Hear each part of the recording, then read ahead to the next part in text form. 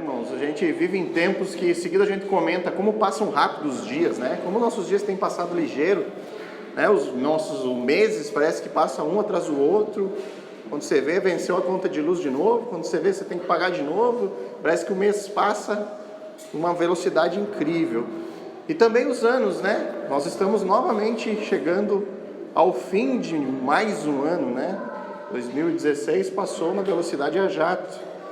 E chegando próximo a essas datas de fim de ano, parece que geram uma atmosfera de paz e amor nas pessoas, né? As pessoas perguntam: o que você espera do ano que vem? As pessoas respondem: queremos mais amor, né? Queremos mais paz, que os homens se amem mais. Esse é o desejo, né? Ano após ano, são sempre os mesmos pedidos e o mesmo desejo de mais amor para a humanidade, né? Mas passam os anos e parece que nada muda, né? Parece que continua sempre a mesma coisa, os pedidos continuam sendo mais e mais amor. Na verdade, parece que só piora.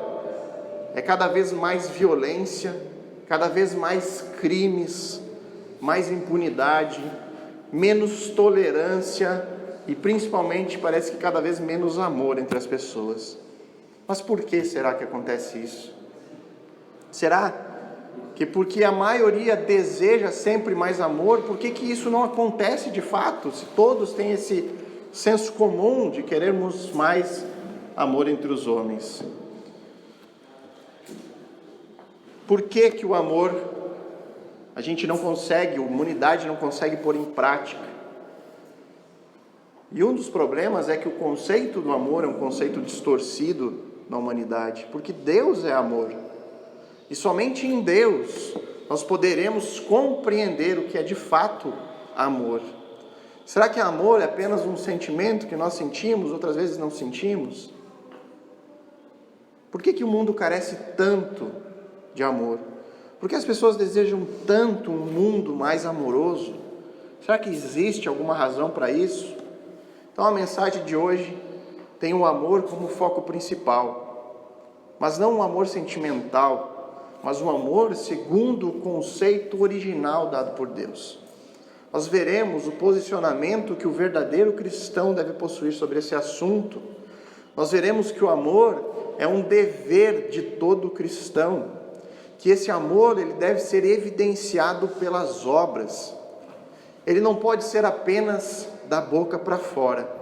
E por fim nós veremos as consequências que esse amor genuinamente cristão, um amor que nasce no coração de Deus, causa no mundo. Então a última frase do versículo 10, o versículo anterior do que a gente vai trabalhar hoje, ele diz assim: nisto são manifestos os filhos de Deus e os filhos do diabo. Todo aquele que não pratica a justiça não procede de Deus, nem aquele que não ama a seu irmão. Então essa última frase aqui, nem aquele que não ama o seu irmão, ela nos prepara para a mudança de assunto aqui do apóstolo João. Ele sai da justiça para falar sobre o amor. João continua agora o contraste entre os filhos de Deus e os filhos do diabo que ele estava fazendo. Ele escreve agora sobre ódio e amor. Ele faz um contraste entre a vida e a morte, sobre assassinato e sacrifício. Então vamos fazer a leitura do texto. 1 João capítulo 3, de 11 a 13. Porque a mensagem que ouviste desde o princípio é esta: que nos amemos uns aos outros, não segundo Caim, que era do maligno e assassinou o seu irmão. E por que o assassinou? Porque as suas obras eram más e as do seu irmão justas. Irmãos, não vos maravilheis se o mundo vos odeia. Vamos orar. Soberano Deus, nós clamamos a Ti, Senhor, nesse momento de exposição do texto bíblico, para que o Senhor atue em nós através do Teu Espírito, nos dando o convencimento da Tua palavra, Senhor. Que realmente o Senhor esteja falando aos nossos corações, que possamos expor fielmente as Escrituras, Senhor, e unicamente ela, Deus. Nos guie e nos direcione essa noite, em nome de Cristo Jesus. Amém. Em primeiro lugar, irmãos, amar é dever de todo cristão. O versículo 11 nos diz isso. porque a mensagem que ouviste desde o princípio é essa, que nos amemos uns aos outros. A intenção do apóstolo João é continuar a denunciar aqueles falsos mestres, que nós vemos que é a intenção dele dessa carta. Aquelas pessoas que tentavam propagar ensinos mentirosos sobre Jesus dentro da congregação que ele está escrevendo. E ele está usando uma série de argumentos que evidenciam na prática quem são os verdadeiros cristãos e quem são os falsos cristãos. De um modo que, observando a conduta dessas pessoas, eles poderiam facilmente observar quem são os falsos crentes. Então, o argumento que ele utiliza agora é algo primitivo dentro do cristianismo. O princípio do amor, que, segundo o autor, é uma mensagem que eles têm ouvido desde o princípio, desde o início da sua conversão, desde o início da sua caminhada cristã. Então, o povo de Deus, desde os tempos de Moisés, eles sabem muito bem sobre esse assunto. Os princípios sobre amar uns aos outros foram entregues diretamente por Deus nos 10 mandamentos. Os 6 últimos mandamentos daquela tábua são relacionados ao amor ao próximo. Então Jesus, uma vez ao ser questionado por um intérprete da lei sobre qual era o grande mandamento da palavra, Jesus respondeu que amar ao Senhor teu Deus de todo o teu coração, de toda a tua alma, de todo o teu entendimento, era o grande e primeiro mandamento. E o segundo, semelhante a este, é amarás o teu próximo como a ti mesmo. Jesus disse que desses 2 mandamentos dependem toda a lei e os profetas. Ou seja, Jesus resume todas as leis que foram feitas para mediar o relacionamento pessoal em um único e grande mandamento. Ele diz: amarás o teu próximo como a ti mesmo. Seguindo isso, você inevitavelmente vai cumprir todos os outros quesitos da lei em relação ao relacionamento pessoal de um com o outro.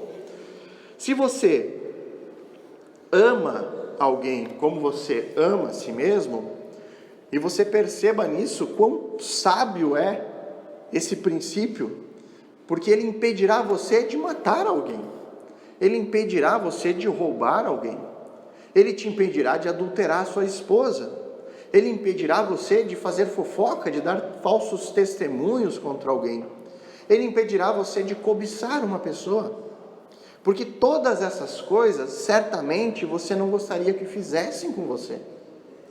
Então pare e pense nisso, quão sábio é esse aparentemente simples mandamento de amar o próximo como a si mesmo.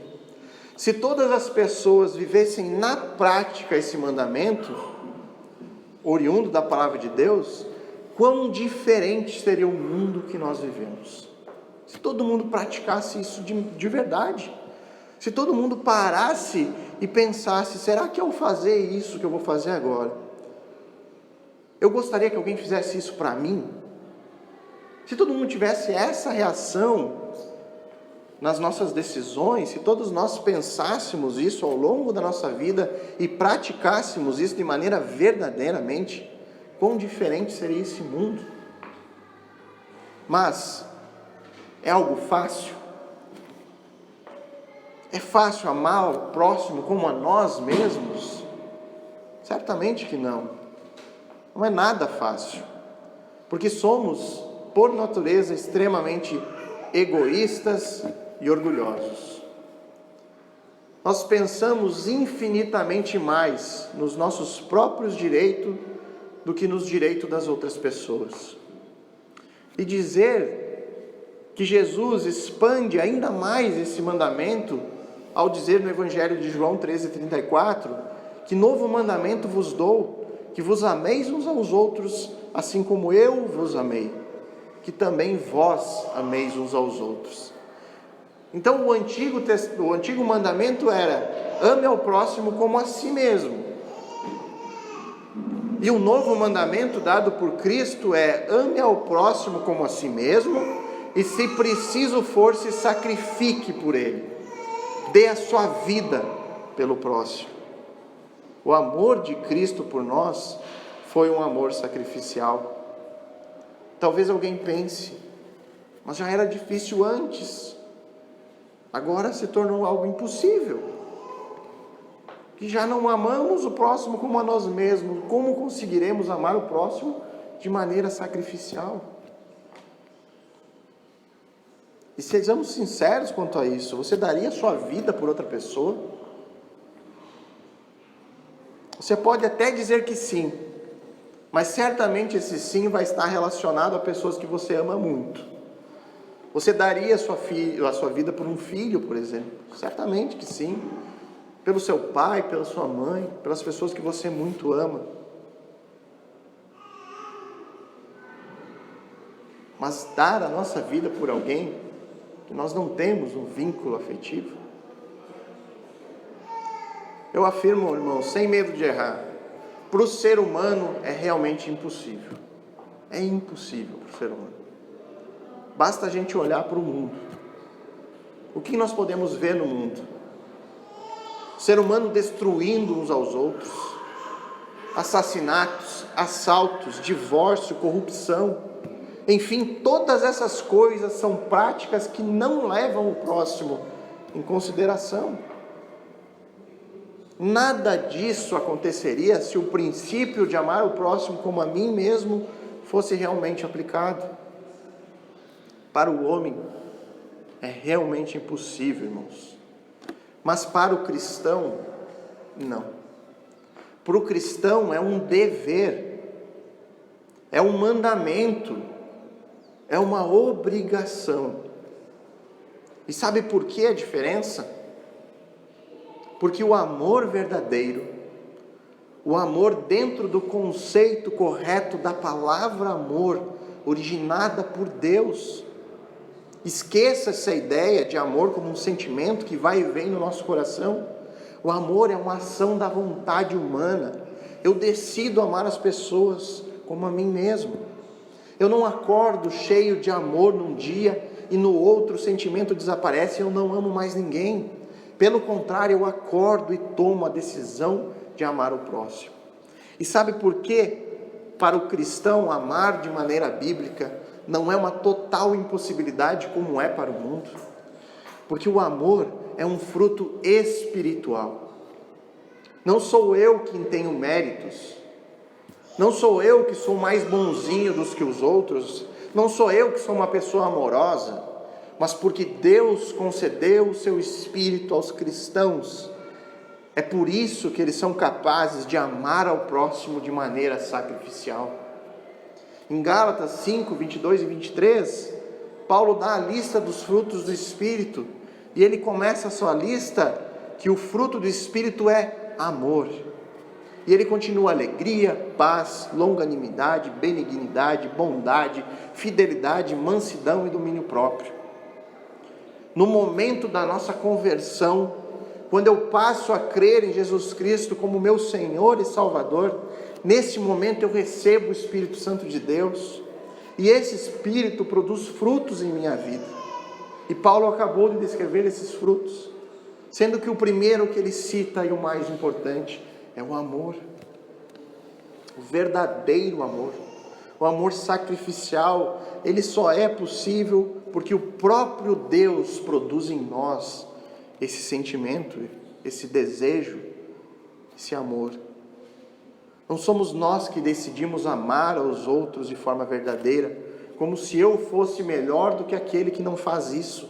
O mérito é todo de Deus e a obra que Ele está operando em mim. E porque o amor é um fruto divino, é um fruto que vem de Deus e do seu Espírito, é que o cristão tem a obrigação de amar como Cristo amou. Porque o Espírito de Deus opera no cristão.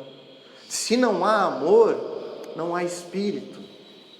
Se não há amor, não há conversão. Nisso, João denuncia os falsos mestres. É como se ele dissesse: olhem para essas pessoas que estão aí, ensinando esses ensinos sobre Jesus. Olhem para a vida deles, olhem para o amor que elas têm uns pelos outros, observem. Eles agem como Cristo, eles amam as pessoas como Cristo ama. Olhem para eles e tirem sua conclusão se eles são de fato verdadeiros cristãos. É isso que João está dizendo. Esse tipo de amor, que é dever de todo cristão, segundo João, é fácil de ser visto na vida das pessoas. As pessoas devem, ou ao menos deveriam, enquanto elas permanecem na nossa presença como cristãos, perceber a diferença. As pessoas deveriam. As pessoas que não são cristãos deveriam estar entre nós e perceber logo algo diferente. Um amor que existe entre nós que no mundo não é encontrado. E isso deveria acontecer porque nós temos um modelo a seguir. E esse modelo é Cristo.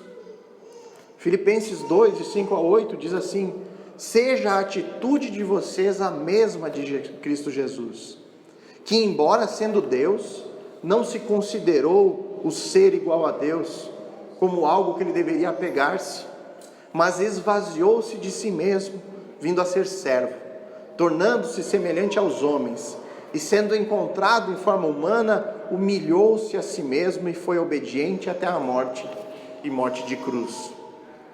Amar os outros de forma sacrificial exigirá uma atitude semelhante de Cristo.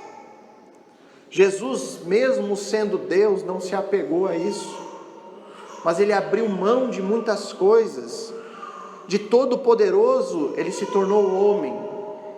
De digno de glória e honra, aquele que merece ser servido, se tornou servo. E sendo encontrado como homem, se humilhou, se entregou e foi obediente até o fim, até a morte mais cruel, violenta e humilhante, morte de cruz. Vem logo na minha mente um exemplo humano de uma atitude semelhante à de Cristo. O exemplo do Dr. Martyn Lloyd-Jones. Para quem não conhece, ele foi um teólogo britânico que nasceu em 1899 e faleceu em 1981. Ele foi um dos médicos mais respeitados do Reino Unido, a ponto de ser o médico da rainha da Inglaterra. Na sua profissão, ele tinha alcançado o ponto mais alto que o médico poderia alcançar, que o médico poderia almejar. Mas o Dr. Martyn Lloyd-Jones, ele não se apegou à sua carreira bem-sucedida. Ele não se apegou no dinheiro que ela poderia lhe render. Antes, ele largou tudo para ser um simples pastor. E por 30 anos, ele foi o ministro da capela de Westminster, em Londres. Para muitos, essa atitude do Dr. Martyn Lloyd-Jones era uma loucura. Deixar de ser o médico da rainha para ser um simples pastor. Para muitos, uma humilhação. Abandonar todo o status que aquela profissão podia alcançar. Abandonar toda a riqueza que aquilo poderia lhe trazer. De um médico renomado para um pastor. Entretanto, para ele, aquilo era um ato de amor e de obediência ao seu Senhor, que lhe concedeu dons que deveriam ser usados na edificação da sua igreja. Como médico, ele jamais impactaria, mudaria ou salvaria tantas vidas como ele, sendo um instrumento nas mãos do Senhor, salvou como pastor. Nós olhamos para histórias como essa, e existem de milhares de outras semelhantes. Inúmeros missionários que abandonaram tudo por obediência e amor a Deus, para levar as boas novas de salvação para algum povo deste mundo. Tantas histórias impactantes como essa.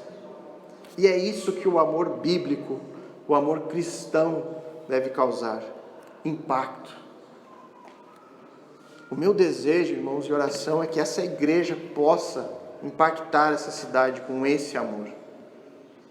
Mas cada um de nós precisamos agir conforme o que Deus ordena para nós como seguidores de Cristo. Amem sacrificialmente. Nós podemos ou nos contentar, nos acomodar em nossas vidas, ou nós podemos nos empenhar e clamar pela ajuda de Deus em buscar viver desta forma, como a palavra nos ordena.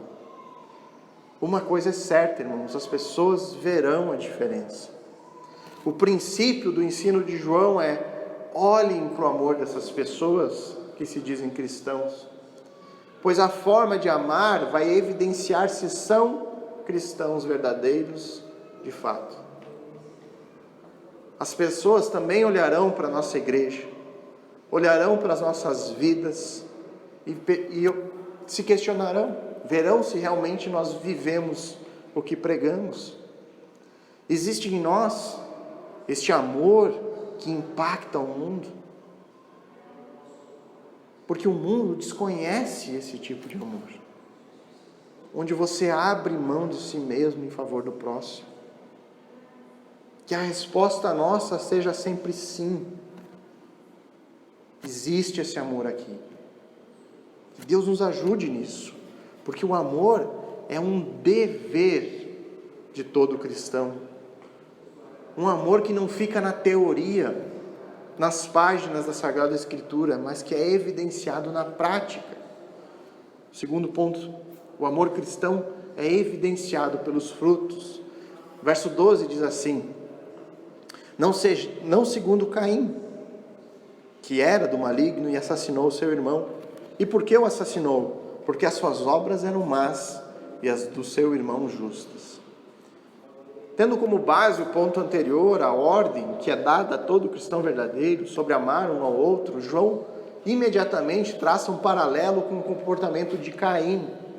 Eu creio que todos nós conhecemos a história de Caim e Abel, os filhos de Adão e Eva, onde Caim cometeu o primeiro homicídio. E João diz que o ódio de Caim tinha origem no diabo. Então percebam que a palavra maligno na sua Bíblia, ela está em letra maiúscula. A palavra no original, ela está sendo usada no nominativo. Então indica que o maligno aqui é o próprio Satanás, o próprio diabo. Então esse ódio, João está dizendo que tem origem no diabo. E ele resultou no assassinato de Abel. Me permito aqui também abrir um parêntese para uma curiosidade. A palavra aqui traduzida como matou no original grego, quer dizer literalmente cortou sua garganta. Ou seja, muito provavelmente Caim degolou o seu irmão.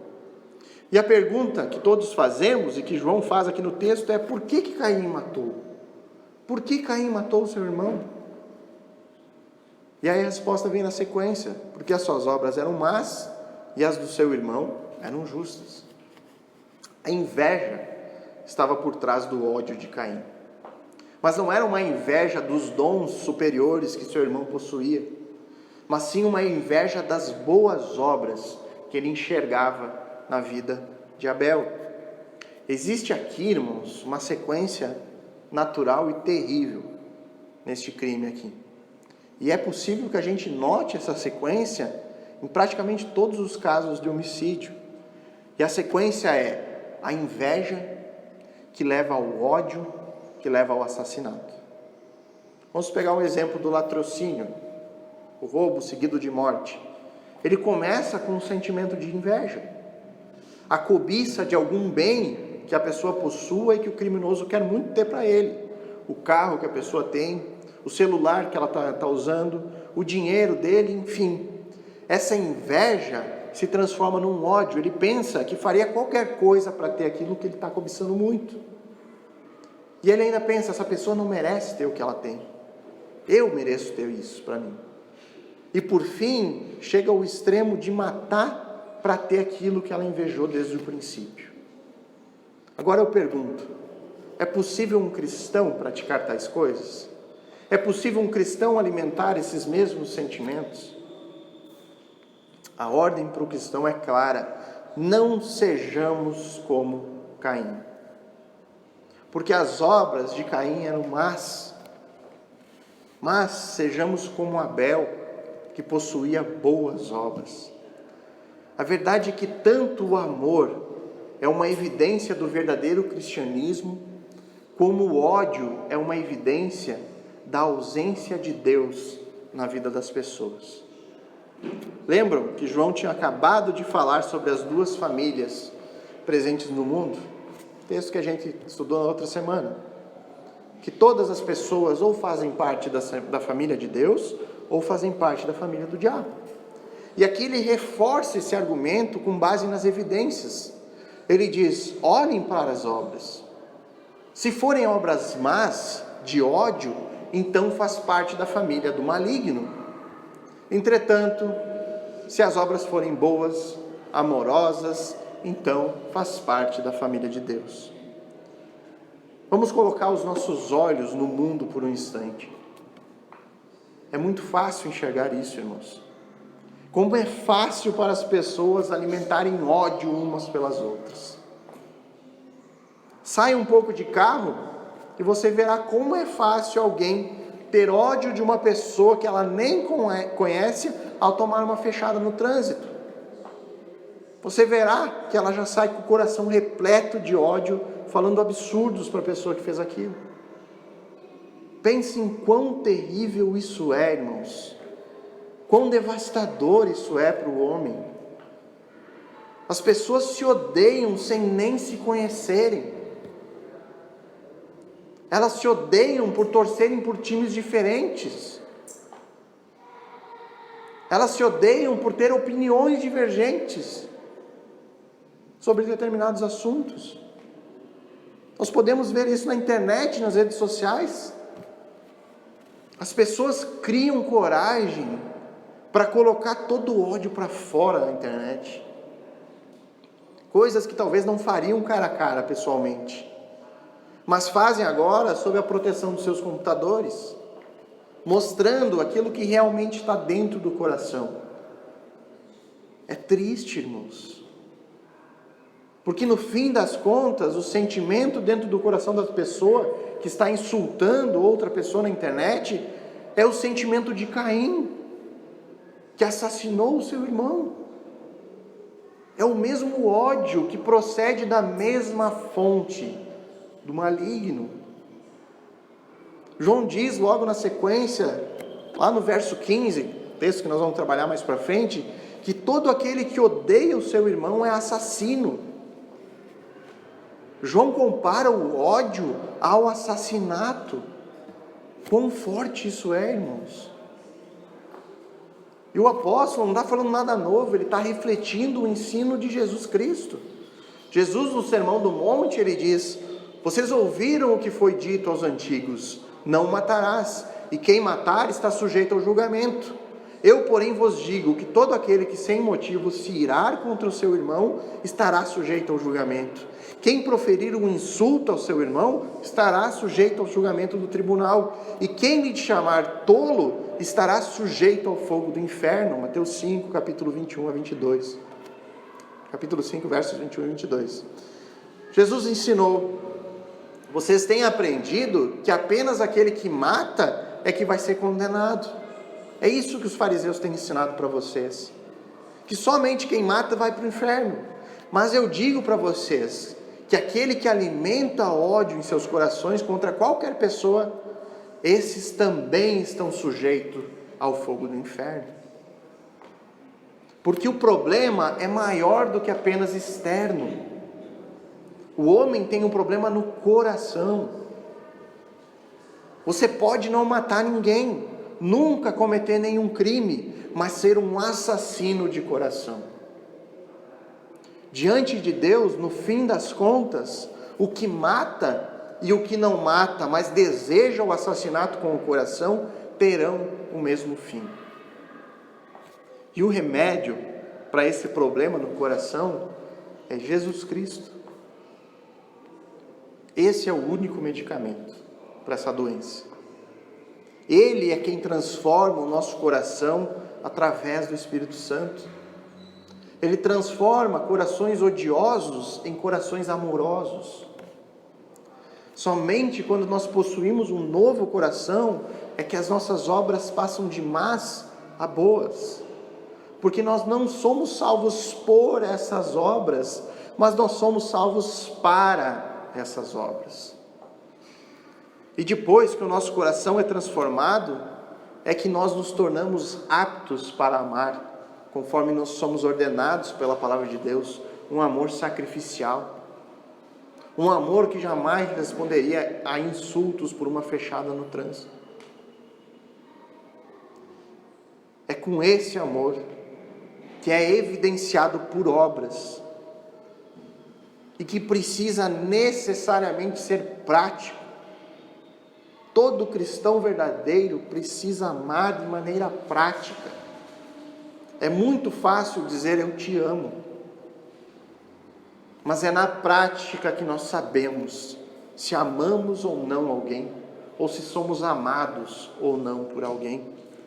Como Tiago diz, no capítulo 2, 15 a 16, se um irmão ou irmã tiver necessitado de roupas e do alimento de cada dia, e um de vocês disser, vá em paz, aqueça-se, alimente-se até satisfazer, sem porém lhe dar nada, do que adianta isso? Se alguém está precisando de roupa, de comida, e vem até você pedir ajuda, de que proveito terá se você disser, não, vá para casa, volte para sua casa, se aqueça, se alimente lá, se você sabe que ele não tem o que vestir, nem o que comer? Exatamente assim é quando você diz, que bom ver você, nossa, que saudades eu estava de ti, apareça quando tu quiser, venham me ver mais vezes, eu te amo, meu irmão, você sabe que eu gosto tanto de você, eu desejo tudo de bom para ti. Você fala essas coisas com a boca, mas no coração você não deseja nada de bom para a pessoa. Muitas vezes até alimenta ódio contra aquela pessoa. O cristão, ele precisa ter atitudes amorosas, ações que demonstrem de maneira visível, com evidências, esse sentimento que mora em um coração regenerado. Ame as pessoas dedicando o seu tempo a elas. Ame as pessoas dedicando o seu recurso quando precisar. Ame as pessoas orando por elas. E se preciso for, dê a sua vida pelo próximo. Esse é o chamado de Deus para os seus filhos. Os cristãos são chamados a mostrar ao mundo um tipo de amor que o mundo desconhece. Isso é ser luz para o mundo. É um dever de todo cristão amar uns aos outros. E esse amor necessita ser evidenciado por obras. E por fim, o amor cristão constrange o mundo, verso 13. Irmãos, não vos maravilheis se o mundo vos odeia. E por qual motivo não devemos nos admirar se o mundo odiar os cristãos? Porque o exemplo de Caim, do versículo anterior, ele representa o mundo como um todo. Ele representa o coração do mundo com o seu ódio. Por isso nós não devemos nos admirar se o mundo nos odiar. Nós só podemos esperar que os ímpios, eles continuem a considerar e tratar os justos como Caim considerou e tratou o seu justo irmão Abel. Jesus nos advertiu que seria assim. Em João 15, 18 a 19, diz, se o mundo vos odeia, sabei que primeiro do que a vós outros me odiou a mim. Se vós fosseis do mundo, o mundo amaria o que era seu. Como todavia não sois do mundo, pelo contrário, dele vos escolhi, por isso o mundo vos odeia. Ainda no capítulo 17, verso 14, no mesmo evangelho de João, ele diz, eu lhes dei a tua mensagem, mas o mundo ficou com ódio deles, porque eles não são do mundo, como eu também não sou. Talvez nós, irmãos, aparentemente não experimentamos todo esse ódio do mundo. Nós podemos nos reunir livremente para adorar a Deus. Nós podemos pregar o Evangelho livremente. Nós podemos ler as nossas Bíblias quando bem entendemos. Mas para os cristãos que receberam essa carta de João, tudo isso aqui fazia muito sentido. Em geral, todos os cristãos dos primeiros séculos, eles experimentaram diariamente esse ódio proveniente do mundo. E essas palavras eram consoladoras para ele. Não se surpreendam com esse ódio, porque o mundo me odiou, disse Jesus. E se o mundo odiou o Mestre, certamente odiaria os seus discípulos. Graças a Deus, irmãos, que nós, aqui no Brasil, não experimentamos tempos de perseguição como esses cristãos que receberam originalmente essa epístola. Porque isso é algo terrível, irmãos. Correr o risco de morrer por ser cristão deve ser algo terrível. Se esconder, viver com medo. Mas estima-se que hoje, irmãos, existam 200 milhões de cristãos perseguidos no mundo. Hoje, para 200 milhões de pessoas, essas palavras sobre o ódio fazem muito, mas muito sentido. Entretanto, irmãos, eu digo que nós vivemos uma paz, mas uma paz aparente.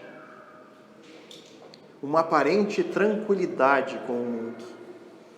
Mas não se engane, irmãos, ela é apenas aparente. Se você vive uma paz absoluta, quase um relacionamento de amor com o mundo, então desconfie do seu cristianismo. O cristão verdadeiro, ele vive em oposição com o mundo. E quando eu digo mundo, entenda claramente esse sistema em constante rebelião contra Deus e sua palavra. Pessoas que vivem sem levar a Deus e a sua palavra em consideração. Este mundo, ele está morto espiritualmente. E o ódio dele para com os cristãos apenas demonstra, apenas dá provas da sua condição espiritual. Se você está em amores com o mundo, então talvez a sua condição espiritual seja a mesma dele. 1 João 2,15 diz: não ameis o mundo nem as coisas que há no mundo. Se alguém amar o mundo, o amor do Pai não está nele. É impossível amar o mundo e amar a Deus. Da mesma forma que é impossível o mundo te amar, se você for um verdadeiro cristão. O que o Abel fez para ser assassinado? Ofereceu uma oferta agradável a Deus? Fez boas obras? Por que os apóstolos foram assassinados? Tirando o apóstolo João, todos os outros brutalmente assassinados. Porque eles pregaram o evangelho? Porque eles curaram doentes? Porque eles questionaram os religiosos da época? Porque eles amaram uns aos outros? Porque Jesus foi brutalmente assassinado? Por que pregaram Jesus naquela cruz? Nós sabemos o motivo maior por trás disso, mas por que aquelas pessoas sentenciaram Jesus à morte? Fizeram por qual motivo? Porque Jesus fazia milagres? Porque ele era um exemplo de retidão e conduta? Porque ele se sentava com pessoas de má fama para comer? Porque ele afirmava ser ele mesmo Deus? O mundo matou Abel, matou os apóstolos, matou Jesus, porque o mundo os odiou. Porque eles não são do mundo, como também todo cristão verdadeiro não é deste mundo. São espíritos diferentes, são corações diferentes, são sentimentos diferentes. O cristão vive em oposição contra esse mundo. A pátria do cristão não é aqui. A pátria do cristão é no céu. A verdade, irmãos, é que quem ama o mundo deseja que esse mundo nunca acabe, que a sua vida nunca termine, porque você ama tudo que existe aqui, o seu coração está preso em coisas que não têm valor eterno. Você ama o conforto, o consumismo, o entretenimento, o vício, o sexo, o dinheiro.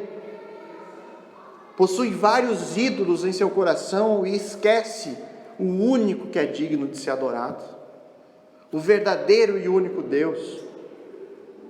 O cristão verdadeiro, ele anseia o dia onde tudo será redimido.